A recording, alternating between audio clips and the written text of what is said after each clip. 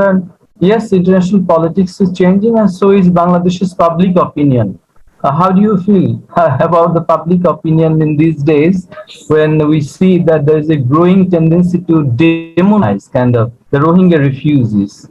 So that's my question. You can answer at any time. But let me answer that, because then it will be diverted. I think one critical factor is the media censorship.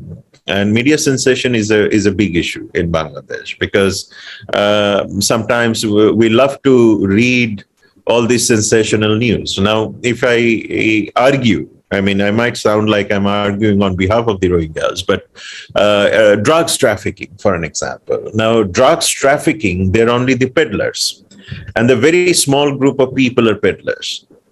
Right. And the media always would like to show that the Rohingyas are peddling. But the question is, who supplies these drugs? And who are the local people who are involved in this drugs trafficking? And where does that drug come? Because this poor fellow is probably just carrying it from point X to point Y. Exactly. Right. So this is where who is controlling the capital? Exactly. So again, that's either from the Myanmar side or maybe something from Bangladesh side. So this is why at some point of time, Bangladesh had to embark on a counter narcotics operations in the Cox's Bazar area. So that also tells you the intensity that was needed. And then the detention were not only the Rohingyas, but also the local people.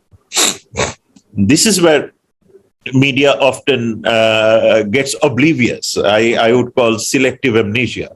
Right. So again, so who controls and how these coming remains as a big question, and that has to be intercepted rather than just putting some of the Rohingyas who is just poor because of money they have been peddling.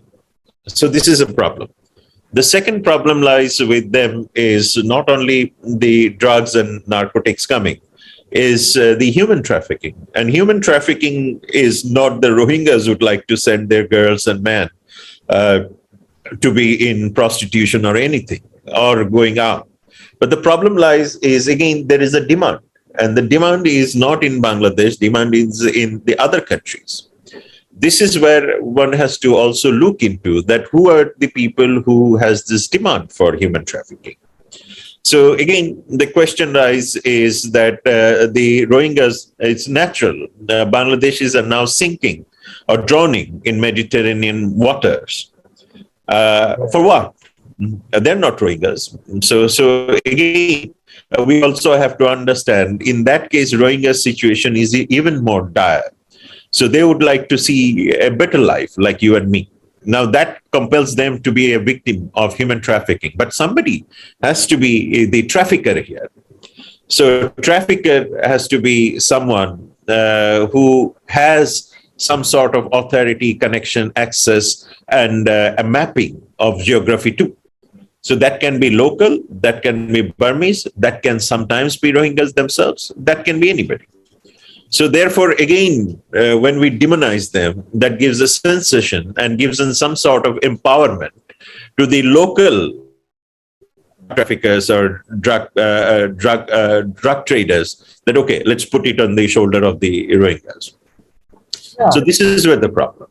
Again, if you look at ARSA, for an example, I mean, ARSA, I have a complete understanding that this is an organization that was originated in Myanmar and that has always been at par with Tatmadaw. And the question is, why ARSA being calling themselves as pro-Rohingya, killing Rohingyas inside the camp? So that tells you again the question. Again, if you look that the Burmese narratives is to ensure that the Rohingyas are considered as terrorists. And then this ARSA is creating an environment where everybody is now seeing them as terrorists. So you actually fall into the narratives that the Burmese would like to preach everywhere. So this is where media again gets oblivious or confused by saying that, hold on, I have to tell many times, ma'am, hold on. If they are standing for the Rohingyas, why are they killing Rohingyas?